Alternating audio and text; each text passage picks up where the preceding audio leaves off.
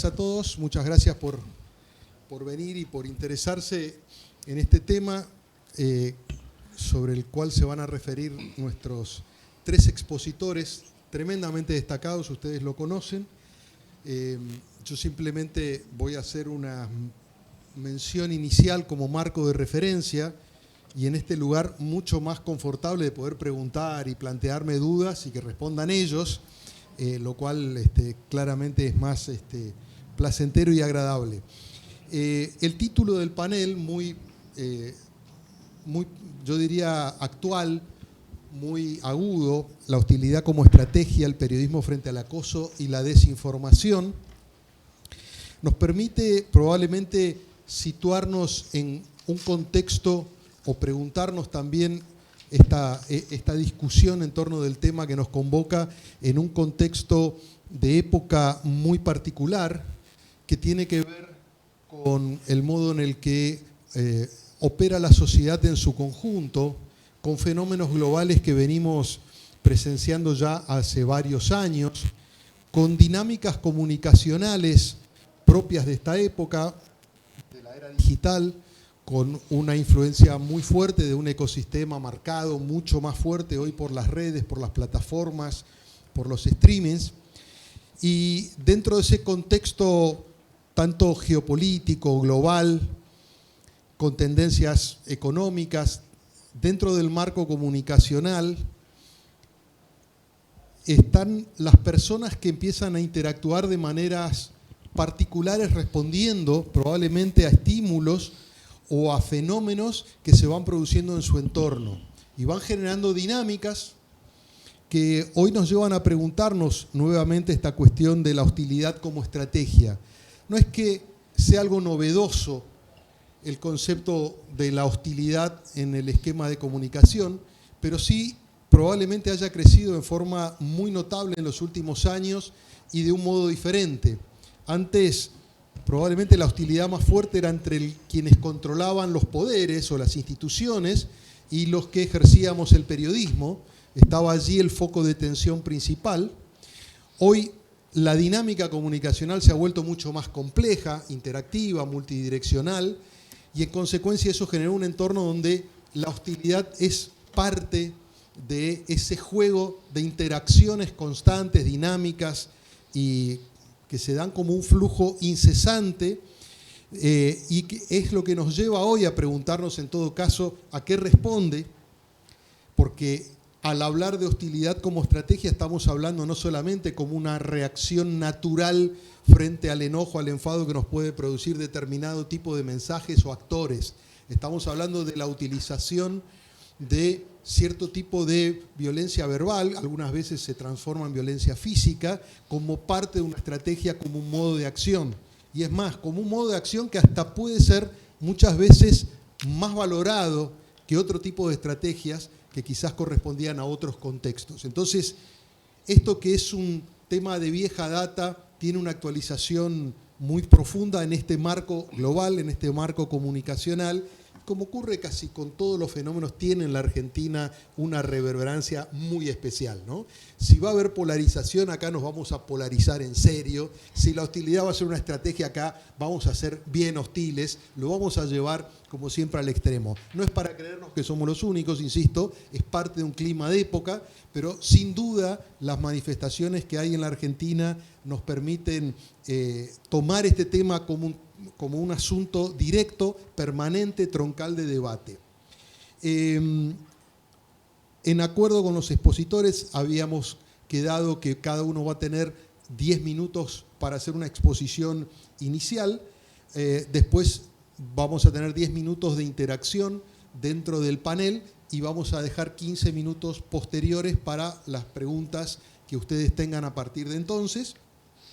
Vamos a arrancar con Pablo, quien propuso en este intercambio previo referirse a la posición del periodismo en el marco de los procesos políticos macro de erosión y de cuestionamiento a la democracia. Así que le damos la palabra y un aplauso a Pablo Semana, el primer expositor.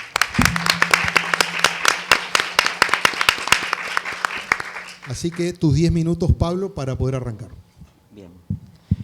Bueno, muchas gracias a los presentes y a FOPEA por la invitación y a mis colegas del panel y a Jorge Liotti, con quien tengo siempre un diálogo que para mí es muy nutritivo y me permite aprender muchísimo. Voy a hacer de sociólogo y en el periodismo creo que está siempre en el centro la cuestión de quién, cómo, cuándo, dónde para contar una historia. Y los sociólogos a veces acudimos a otras cosas que parece que no existen, pero existen. A veces parecen medio metafísicas, climas de época, pero son fuerzas macrosociales que a veces no tienen un agente claro, pero inciden en estos procesos que a nosotros nos preocupan. Y voy a ir un poco deductivamente, les pido perdón por hacerlo así, pero es la manera más fácil que se entienda. No ocurre así, pero se puede pensar así. Y entonces, lo primero que diría es que estamos viviendo una etapa de absolutismo ideológico, ¿no? Lo propio de la democracia había sido algo que desafió en Europa a los estados absolutistas y que fue, de lo propio de la democracia y del liberalismo y del pluralismo, desconectar una supuesta conexión automática entre ley, saber y poder inscripto en el cuerpo del rey. Y eso hoy retorna de la manera libertaria, donde parece ser que lo único razonable es la alternativa libertaria. No hay alternativa a eso, pero además cualquier alternativa a eso es inmoral y criminal. Y en ese contexto, agrego una segunda cuestión, que es, han aparecido intensamente en el panorama político y en la formación de ideas a nivel mundial teóricos de la salida de la democracia, ¿no? Esos teóricos de la salida de la democracia por ahí no están entre nosotros acá, y además porque ellos ven este mundo, el nuestro, como un mundo fútil, superado. De hecho, a este mundo ellos lo llaman la catedral, como una, digo, el periodismo, la academia, la universidad, lo ven como un lugar de ritualización y de palabra vacía, mientras ellos reclaman para ellos mismos el monopolio de las nuevas verdades sobre las sociedades. Y uno lo ve primero a nivel internacional, a nivel global, que esto surge, por ejemplo, fuera del mundo libre, digamos, cuando, no importa, en China, Irán, Turquía o Venezuela se juega más allá de la democracia, por doctrina en China y por práctica en Venezuela, y se llega a la decisión de organizar democracias duras o democraduras o lo que sea. Y ahí se va y se miden la represión, cómo se la organiza, hasta dónde es tolerable por la población. El caso iraní y el caso de Venezuela, cómo el manejo de las elecciones son interesantísimos en ese sentido.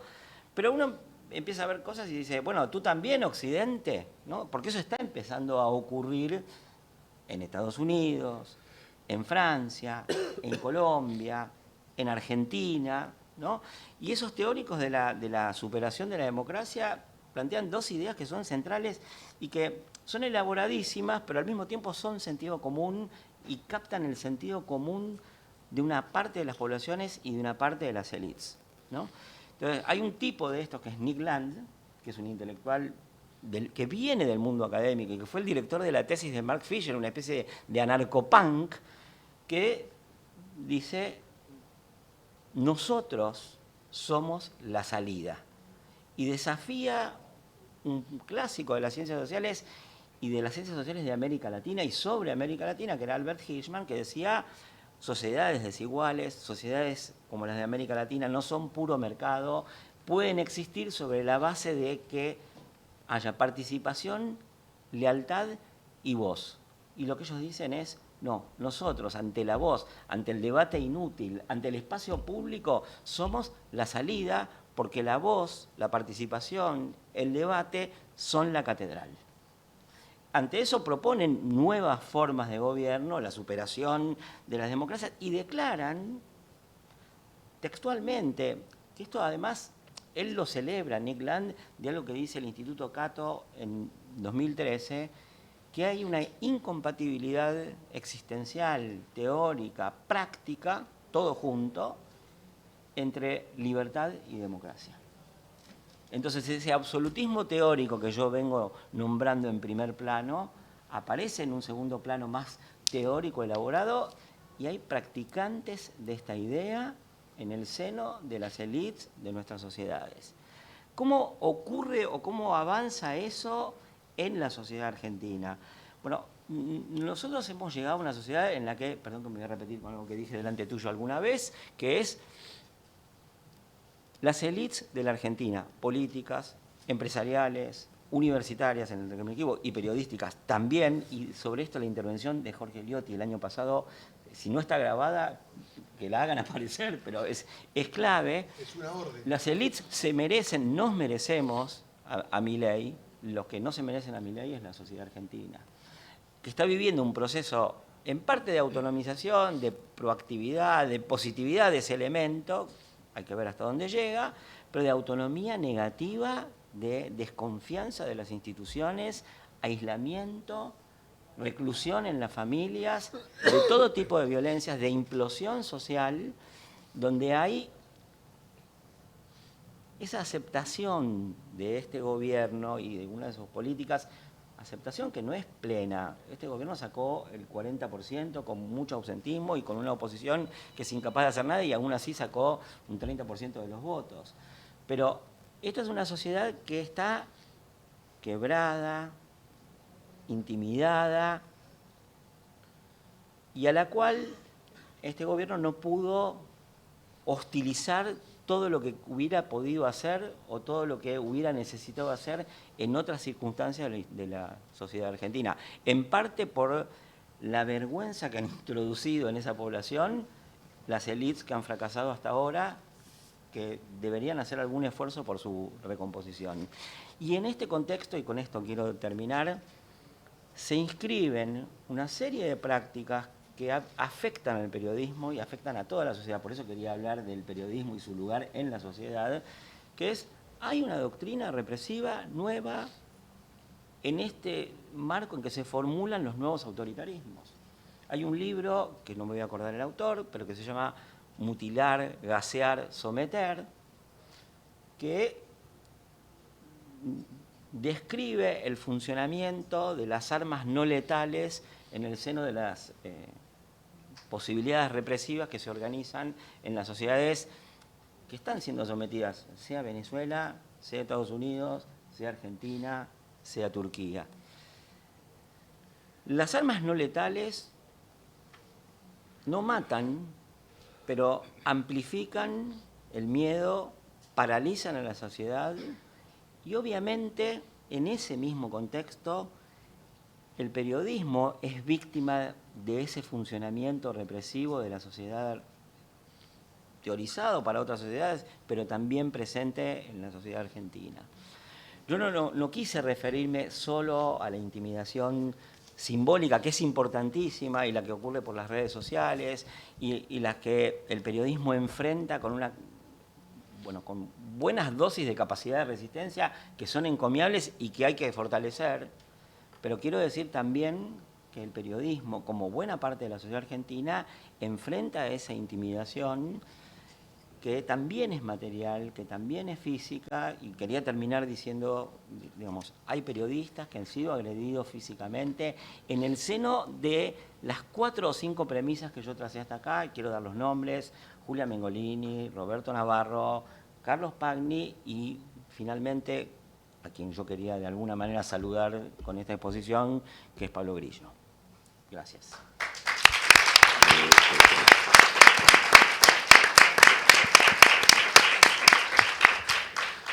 Bueno, muchas gracias, Pablo. Ya has dado puntapié para varias reflexiones.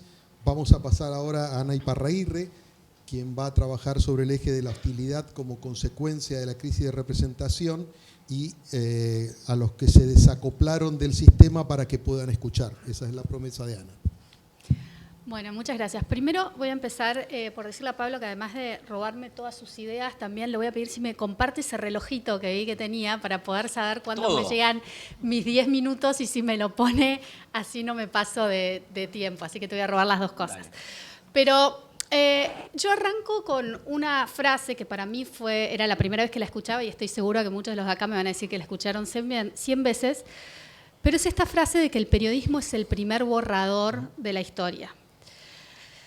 Y yo la escuché hace poco y me pareció, me iluminó en el camino de lo que está pasando y por qué tanta hostilidad hacia el periodismo. Hostilidad que no es subjetiva o no es de 3 o 4 o 5 personas. El ranking de Reporteros Sin Fronteras muestra que Argentina cayó 47 lugares en los últimos 2 años, así que no es solo que nos parece, nos gusta, no nos gusta, es un hecho.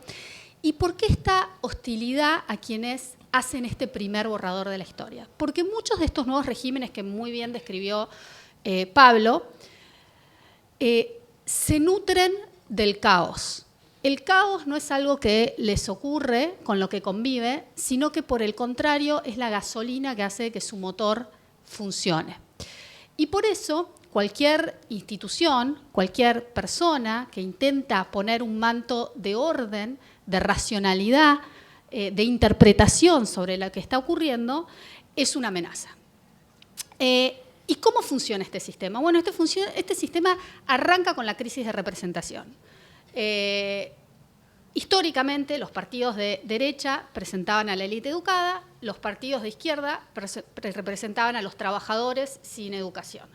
Bueno, con el tiempo la élite de derecha siguió, los partidos de derecha siguieron representando a la élite educada y los de izquierda empezaron a la élite económica y los de izquierda empezaron a representar a la élite educada.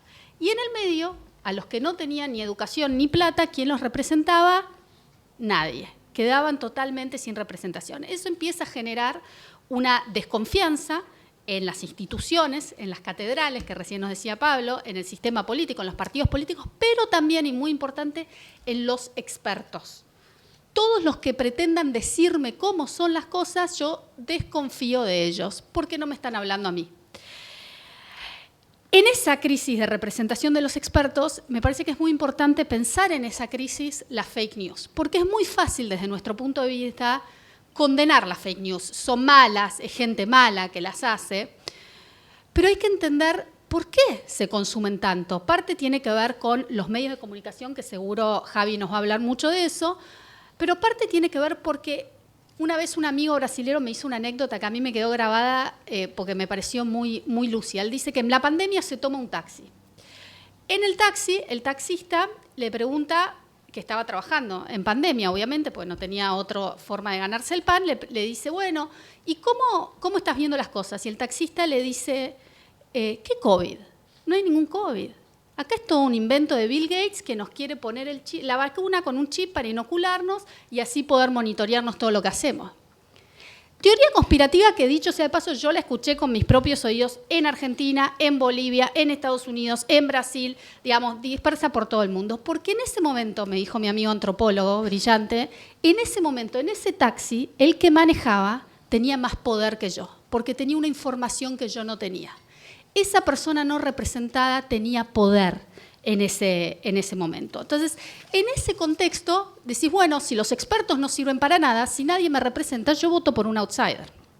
Ahora, eso tiene consecuencias directas en cómo se hace la política. Lo primero es que entramos en la era de la controversia, ¿no? McLuhan decía que los medios de comunicación determinan la cultura de una sociedad y esa cultura determina la política. No creo que sea tan lineal, pero sí es cierto que medios de comunicación que promueven las interacciones más controversiales son los que están comunicando ahora y eso hace que los liderazgos más controversiales sean los que predominen y los que tengan la posibilidad de ser escuchados. Y eso no es gratuito. ¿Por qué digo que no es gratuito? Porque eso está teniendo un impacto directo en las personalidades de las personas, donde tenemos cada vez menos personas con personalidades, valga la redundancia, concienzudas. ¿Qué son esas personalidades? Gente que es capaz de retardar la recompensa, gente que tiene más tolerancia a la frustración, y entonces como cada vez tenemos menos de esas personas, los gobiernos duran más, las expectativas son más altas y la gente se cansa más rápido. Y un cambio lo sucede otro cambio. De hecho, en América Latina, de las últimas 18 elecciones que hubo, 15 de esas 18 elecciones las ganaron partidos que se crearon en los últimos 10 años. Ninguna de las catedrales. Creo que las únicas catedrales que sobreviven son las del fútbol. Y eso también tiene un impacto, estos medios de comunicación, en el tipo de liderazgos que funcionan hoy. Todos nos acordamos el caso, cuando aparece la televisión, el caso del debate de Nixon y Kennedy, ¿no? Donde Kennedy se veía, mejor era un candidato para la televisión, se veía divino Kennedy, y el otro transpiraba y transpiraba y transpiraba. Bueno. Las redes sociales también favorecen ciertos tipos de liderazgos. ¿Y qué características tienen estos liderazgos? Bueno, son liderazgos que son auténticos, nítidos y audaces. Auténticos son liderazgos que te dicen en general cosas que no son políticamente correctas. Y ahí, cuando me dice algo que no debería estar diciendo, es cuando le creo, porque no está tratando de ganar mi voto, no está tratando de gustarme. Entonces, como no está tratando de gustarme, eso debe ser lo que piensa realmente esa persona o ese político. En segundo lugar, la nitidez. Propuestas que sean claras. Muchos miramos la elección de Mamdani en Nueva York del martes. Bueno, a los que nos gusta la comunicación política, fascinados con lo que hizo en TikTok y otras cosas, pero sobre todo, a mí me interesó cuando él hace su discurso de aceptación. En ese discurso, él en un momento le dice a los que estaban ahí la primera frase de sus propuestas. Y la gente que estaba en el público le contesta la segunda frase. De 3 propuestas muy concretas. Él dice alquiler y todos les contestan congelarlos. Él dice colectivos y todos le contestan al unísono gratis. Él dice asistencia para childcare, ¿no? Para los chicos, y todos le contestan al unísono para todos. Propuestas, cuando nos cansamos de escuchar que las propuestas no te ayudaban a ganar campañas políticas, ¿no, Javi? Bueno, propuestas muy, pero muy nítidas, ¿no?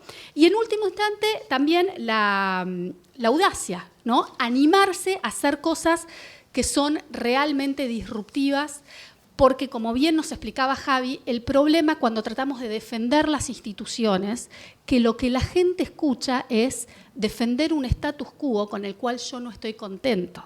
Entonces, el desafío de quienes queremos defender esas instituciones es cómo las tratamos de hacer mejores, cómo reconocemos a todos los excluidos de las instituciones, de la representatividad, y cómo en vez de defenderlo y tratar de convencer a esa gente de que tiene que defender algo que los está dejando afuera, cómo hacemos para ser nosotros los más audaces en las reformas que necesitan esas catedrales que están dejando a gente afuera. Y por último, lo que voy a dejar acá es, si querés, una nota de cautela. Yo no soy periodista, una vez acá la tengo a mi hija, pero en el colegio de mi otra hija pedían un periodista para el Día del Periodista y me dijo, mamá, ¿por qué no vas vos? Yo dije, no, que yo voy a ir presa, no soy periodista, pero y por suerte no fui, ¿entendió? Pero igual me voy a animar a decir una cosa para los periodistas acá de lo que yo veo como el mayor riesgo. Obviamente el periodismo está amenazado porque son justamente los que ponen un manto de orden y razonabilidad a este caos en el que estamos viviendo muchas veces. Jorge lo hace todos los domingos cuando lo leemos para entender qué pasó en una semana donde pasaron 100.000 cosas y las logra sintetizar en una columna.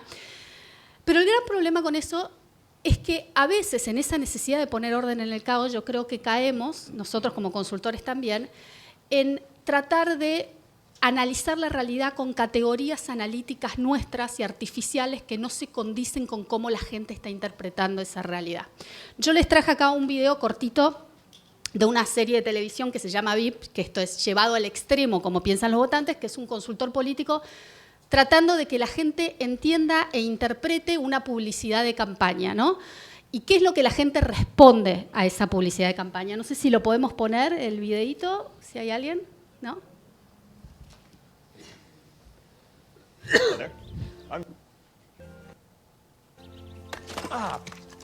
And I grew up right here in the awesome state of New Hampshire, the granite state of the United States. For your family, for your future, vote Ryan for Congress. My name is Jonah Ryan, and I approve this message. So, now you have all, and we want to know what you think about it. Anyone? I didn't like the guy. You don't like him. Okay. That wood he's chopping, it's not going to burn, right? To burn. Wood is not going to burn. What else? His head is too big for his body, but then sometimes his body's too big for his head. Bueno, obviamente yo tengo una gran admiración por los votantes que creo que se dan cuenta de todo antes que nosotros, pero creo que a veces aplicamos categorías de análisis que no necesariamente se condicen con cómo la gente está interpretando. Y voy a darles 2 casos concretos que me están dando vuelta en la cabeza antes de que cierre. Uno, el acto de Milei en el Movistar Arena. Muchos interpretamos, no, pésimo, está haciendo ese acto en un momento donde la gente ve que la economía está mal, muestra que no le importa a la gente, no le importa la economía. Yo no tengo hechos, pero a lo mejor había mucha gente que estaba interpretado, este tipo no se va a dejar amedrentar. Aún en las malas está saliendo a dar pelea. No sé si ese fue el caso. Lo que quiero decir es que quizás las categorías viejas con las que analizábamos no eran. Y la otra, y que dejo sobre la mesa, es la idea de que la gente en la elección de octubre votó estabilidad. Yo estoy convencida, y tengo evidencia bastante, de que la gente votó no volver atrás, que no quiere volver al pasado, al kirchnerismo y a lo demás también, a todo el pasado que los trajo hasta acá. No estoy tan segura que votaron a favor de la estabilidad que tenían en ese momento. Quizás alguien me puede mentir, pero en principio no he visto evidencia real. Me parece que esa es otra de una de las categorías de análisis que usamos nosotros para interpretar una realidad compleja y caótica que muchas veces no se condice con lo que creíamos que iba a pasar. Muchas gracias, Ana.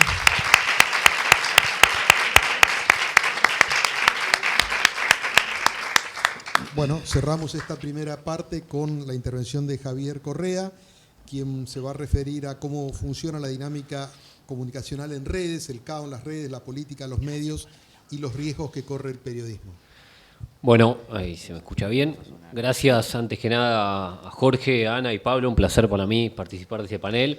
A Sol, a Amelia, a Fopea también por la invitación. Yo quiero arrancar, ahí si puedo poner en la presentación, que es más una trampa para mí de ayuda a memoria.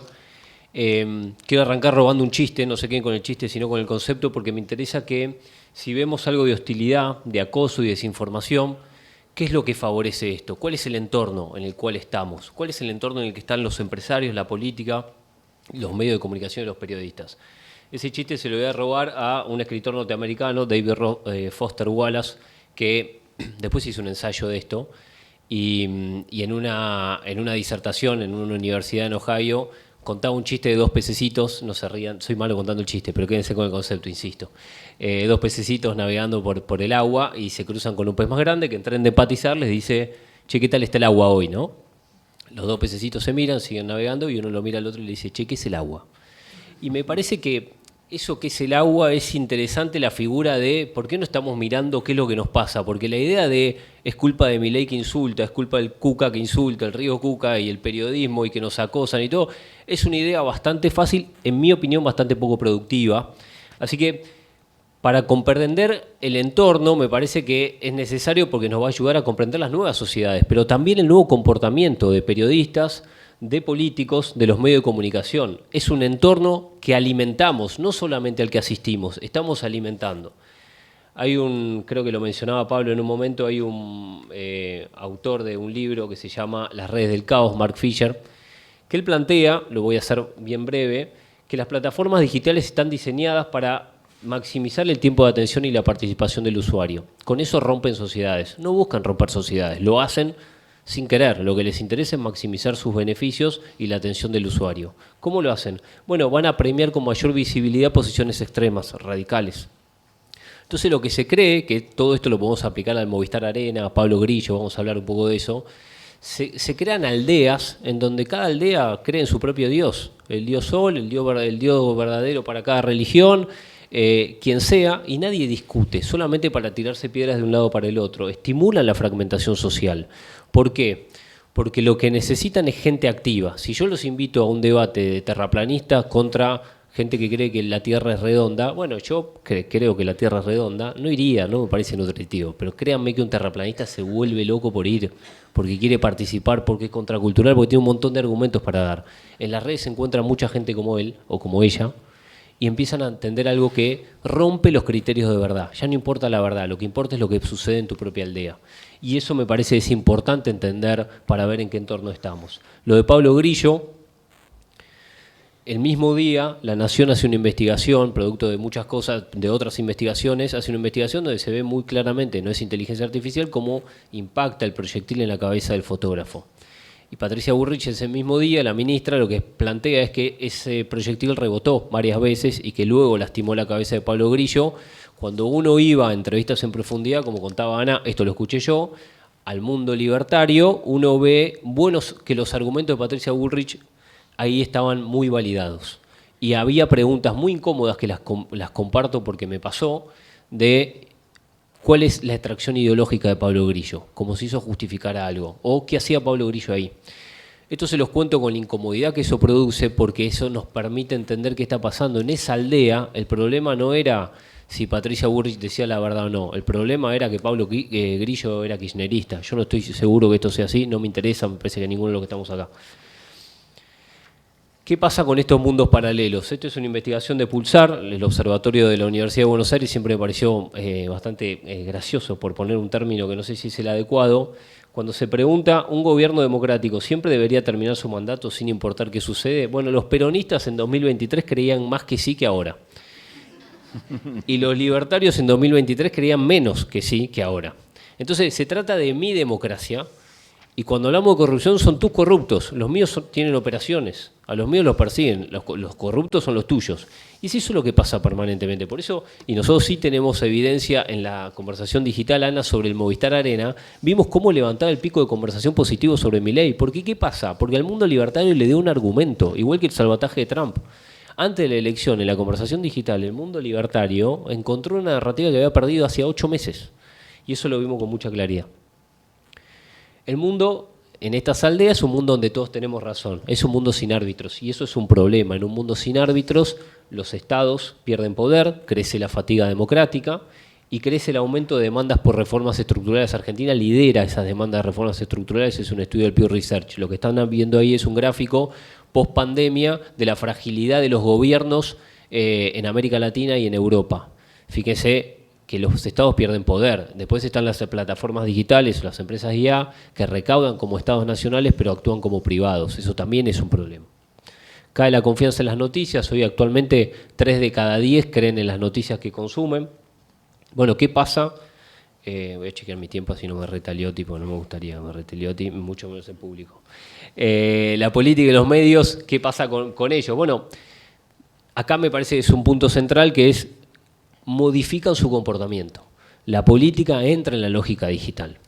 Y ahora podemos profundizar un montón, pero la política ya no marida bien con mayorías, políticas públicas, inclusión. Cuando hablo de inclusión no hablo de la centroizquierda, porque una política pública podría ser una eliminación de impuestos. Y ustedes saben bien que la quita de impuestos no es una agenda de la izquierda. Pero se ha convertido la política en una productora de emociones. Ya no piensa en el futuro, piensa en el presente. Tengo que llamar la atención y para llamar la atención voy a ir a las plataformas digitales y voy a entrar en esa lógica.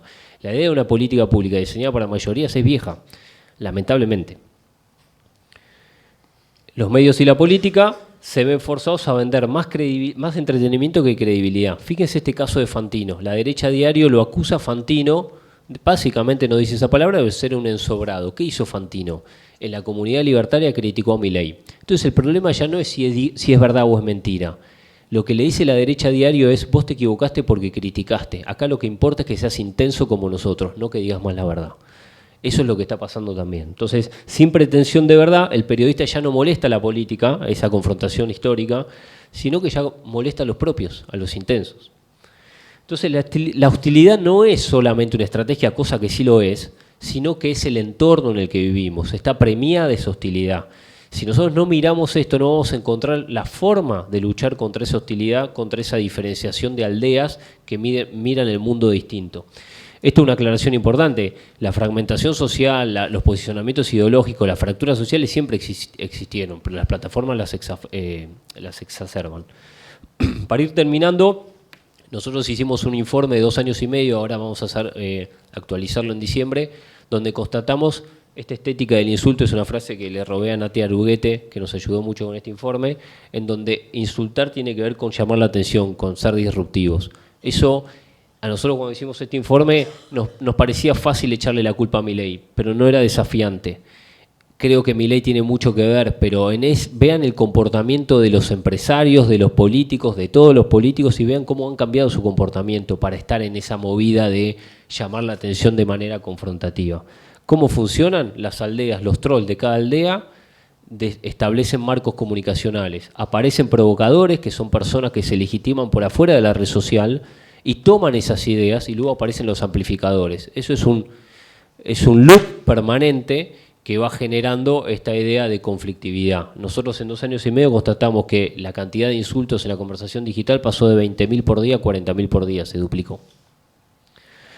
Este es Milei, que es el troll, el no troll que más insulta en la Argentina en los últimos 2 años y medio. No es el único, créanme que están en todos los partidos políticos, por eso hago esa aclaración. Esto aparecía en nuestro informe, Galperín, su cambio de comportamiento. En los últimos 2 años, 703 insultos. En los últimos, anterior a ese, los últimos 14, solamente casi la mitad. Fíjense el cambio de comportamiento. Y los medios de comunicación, acá tenemos un dilema muy discutible con Jorge y con todos los periodistas que hay acá, que es, bueno, si cuando informamos a través de los insultos no estamos amplificando. Yo no tengo la respuesta, sí estoy dispuesto al debate, digamos, ¿no?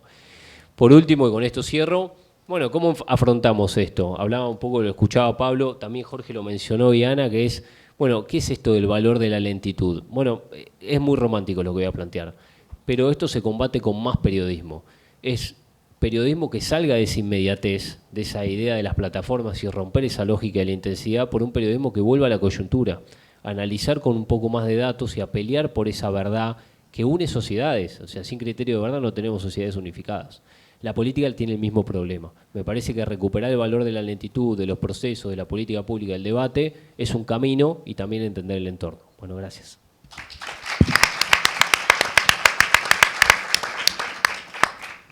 Bueno, muchas gracias a los tres por dejarnos tanto material de reflexión y por haber cumplido los tiempos. La verdad que nunca me tocó un panel tan cumplidor. Yo aprendí de vos, así que...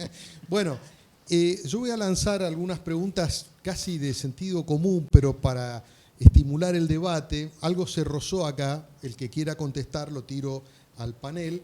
Se habló un poco superficialmente de la cuestión de Milei, que probablemente sea quien haya reactualizado la discusión respecto de la hostilidad y la violencia verbal. Obviamente no es algo nuevo, lo hemos visto con intensidad en la última etapa del kirchnerismo, donde hacían scratches en las plazas públicas. Es decir, no es un fenómeno nuevo, pero está claro que en lo que representa Milei viene con una serie de características y componentes que están vinculados con estas dinámicas. Entonces, la pregunta un poco naif, pero que a ver cómo lo interpretan ustedes, es si en este cuento Milei es el que estimula un ambiente de hostilidad y que pone al periodismo como un foco, como un objetivo, o si por el contrario Milei es quien mejor interpreta el clima de época, las lógicas comunicacionales de las redes, que como describía Javier, tienen este tema de la hostilidad como un factor y lo potencia y lo lleva a la utilización en beneficio propio.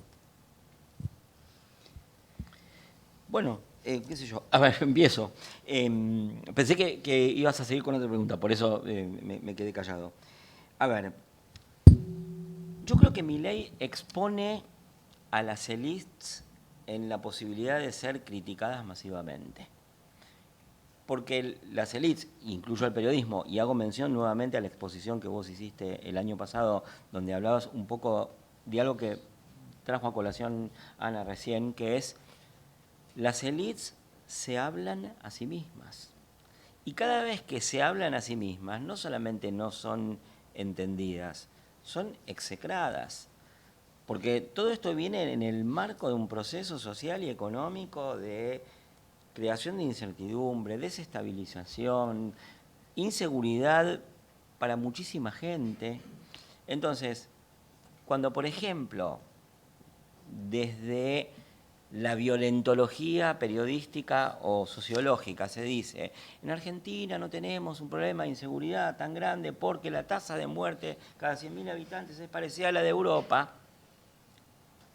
la mayor parte de la población que no pertenece al 10% que consumimos información, que somos 5 millones de personas y nos hablamos entre nosotros, piensan, estos tipos están locos, porque es gente que no puede ir a tomar el colectivo sin ser acompañado por el padre, la madre, la cuñada, sin que corra el peligro de que le roben el celular.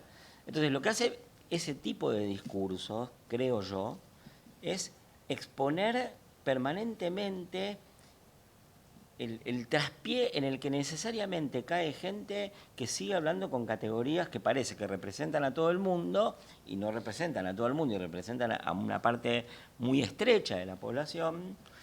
Y en eso yo quiero agregar una cosa, voy a ser nítido, audaz y auténtico, o voy a intentar serlo.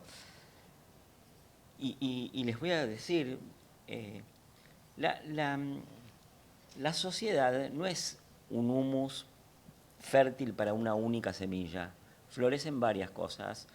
Y con esta metáfora quiero decirles, la teorización unilateral y abstracta, mecánica y lineal de las redes sociales no nos sirve. Hemos pasado en los últimos 15 años 3 generaciones de teorías sobre las redes sociales. Primero parecía que eran el ágora de la libertad. Martín Gurri escribe un libro en 2018, que es traducido acá en 2023 y que ya atrasa, pero le adjudica en parte y evidentemente la responsabilidad de las primaveras árabes. Luego nosotros vinimos y dijimos, no, crean la polarización, qué sé yo qué, y no digo que no, algo de eso ocurre. Pero la elección que vos comentaste de Estados Unidos muestra otro posible funcionamiento de las redes sociales. Que las redes sociales tienen una eficacia propia por el dispositivo, por la sociabilidad que crean. Todo eso es verdad. Pero son mucho más plásticas que lo que nosotros creemos. Y entonces ahí también, y lo conecto con lo que decía antes, hay un espacio de intervención de las élites, entre otras la del periodismo, para tratar de interpelar de una forma diferente a los nuevos públicos que aparecen. Porque por otro lado, las redes sociales, por un lado, minimizan el tiempo de atención, aunque lo solicitan permanentemente, y hacen que la gente se guíe por indicios.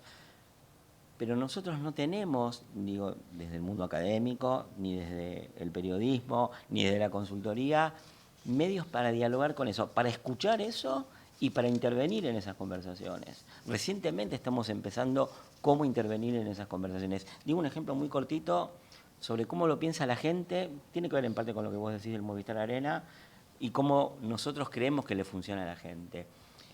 Con el caso Expert, que yo me fui, estaba haciendo trabajo de investigación y entrevistando gente y hablábamos o intentábamos hablar de eso, la gente, primero, piensa que todos los políticos son corruptos y narcotraficantes. Por lo tanto, no había ninguna diferencia en el caso de Expert.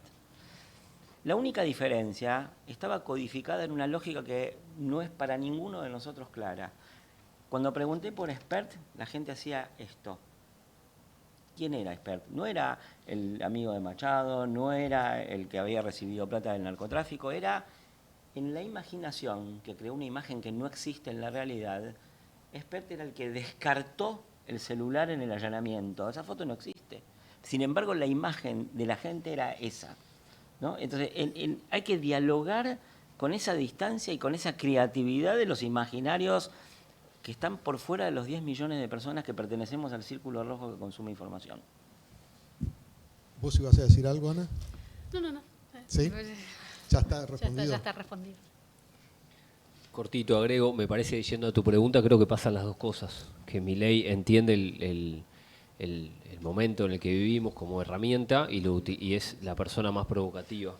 Lo que creo acá es, tomando un poco lo que hablábamos en el ejemplo de las aldeas, independientemente de Milei, que siempre me parece como fácil, no erróneo, sino fácil cargar culpas al presidente de la Nación y todo lo que eso genera, pero poco desafiante. ¿Qué hacemos? ¿Qué hace el resto? Entonces, esto siempre tengo la tendencia a hablar a la oposición, sea quien sea, es, bueno, ¿cuál es tu alternativa?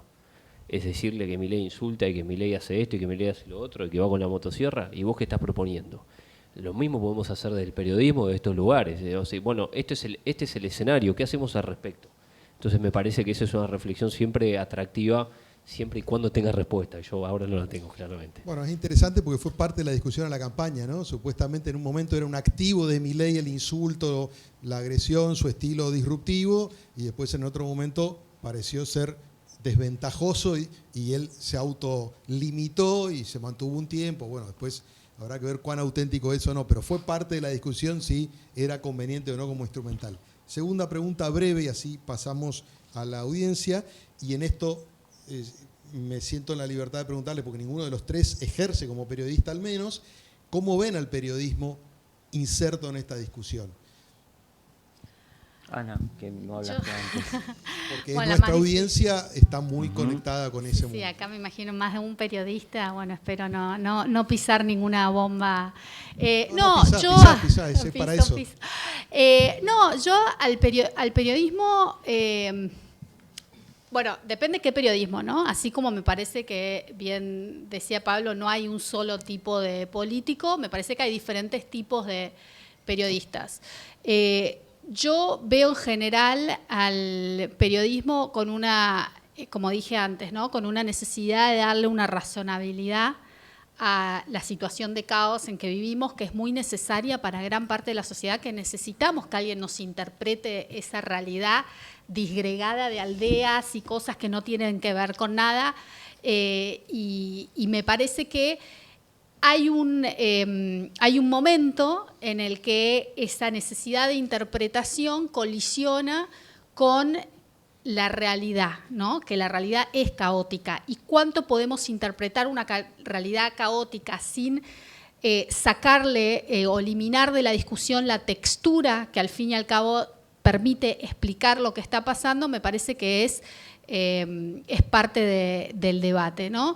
Y eso diría por un lado. Y por otro lado, me parece que hay algo en el tema de las fake news que no está abordado globalmente, no sabemos cómo abordarlo, hay un montón de experimentos en Finlandia, pero nadie sabe porque la realidad, y esto también es un hecho, que es que cuando los periodistas intentan desmistificar una fake news, explicar por qué está mal, lo que también la hacen es seguir amplificándola.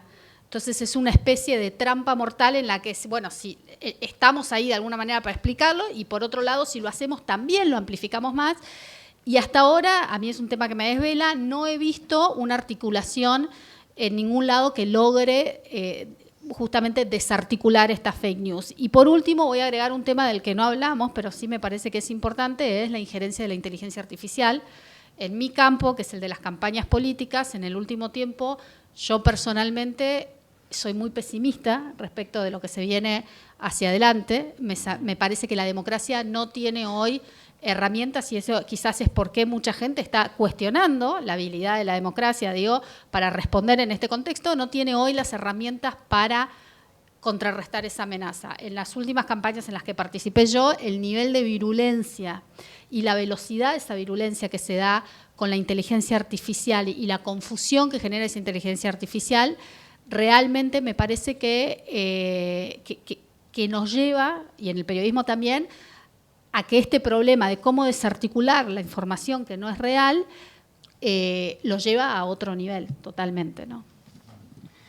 ¿Y vas a agregar algo? No, quería agregar algo que, a ver, dentro de todos los periodismos posibles hay un periodismo con el que yo estoy más cerca y en contacto y en diálogo, que probablemente son muchos de los que están acá, y es el periodismo político, el periodismo que pertenece, creo yo, a una fracción jerarquizada del periodismo, porque es una profesión que está vulnerabilizada, precarizada, atravesada por todo tipo de situaciones y materialidades y al mismo tiempo hiperextendida, porque el periodismo se convirtió casi en una profesión masiva, como tantas otras cosas, ¿no? Entonces, en relación con este periodismo, yo lo que veo es, me permito dar un mensaje casi de autoayuda, que es, yo creo que todos tenemos mucha más libertad que la que usamos.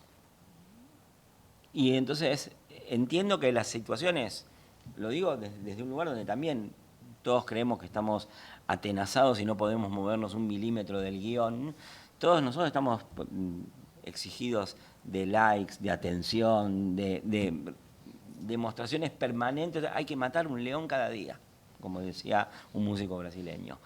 Yo creo que igual así tenemos más libertad que la que usamos y hay un momento de distancia mental, no es una distancia ni temporal ni espacial, de una distancia mental de hay que ver a qué ola uno se suma. Y en este contexto, vuelvo sobre algo que dije, la realidad es más múltiple que lo que nosotros vemos y conviven al mismo tiempo, y estoy totalmente de acuerdo, la inteligencia artificial con la oralidad, y nosotros tenemos que ser capaces, y lo digo nosotros porque en esto estamos hermanados, periodistas y cientistas sociales, ser capaces de interpretar la fragmentación de las columnas de izquierda, derecha, oposición, oficialismo, peronismo, antiperonismo, y de interpretar la fragmentación a nivel de los estratos. Tenemos que salir del 10%, ir al 20, al 30, al 40, al último decil, y ahí aparecen otras cosas y hay que recomponer esa fragmentación, y esa fragmentación no se recompone, por ejemplo, creyendo lo que hemos creído a partir de la última elección, que es: esta es una sociedad libertaria. Esta es una sociedad mucho más compleja que una sociedad libertaria. Entre otras cosas, es una sociedad en la que los libertarios ganaron una elección porque la oposición es incapaz de hacer algo para oponerse eficazmente, y donde Milei gana porque con enemigos como los que tiene no necesita amigos, cosa que demuestran sus pactos actuales. Muchas gracias, Pablo. Tenemos unos pocos minutitos para... Solo les pido que sea una pregunta puntual y a quién va dirigida. Buenas, hola, Mariano Blechman, Mediaparty. Pregunta para Ana, pero puede expandirse el resto.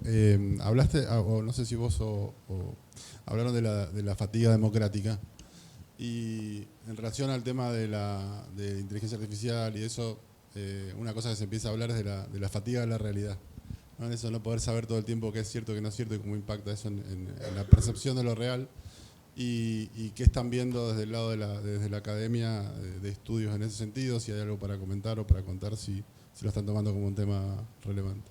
Gracias. Sí, bueno, una de las cosas que escuchamos mucho es que la polarización y esta violencia y hostilidad que se da en el entorno político es como estar en una relación tóxica, ¿no? Y que es imposible para la gente entrar en esa relación y no ser parte de esa toxicidad. Entonces, ¿qué ocurre? Tenés cada vez más gente que se excluye de esa discusión, por un lado. Gente que dice: yo no quiero participar de eso. En Argentina lo vemos muy claramente con el nivel de participación que está bajando, que gente...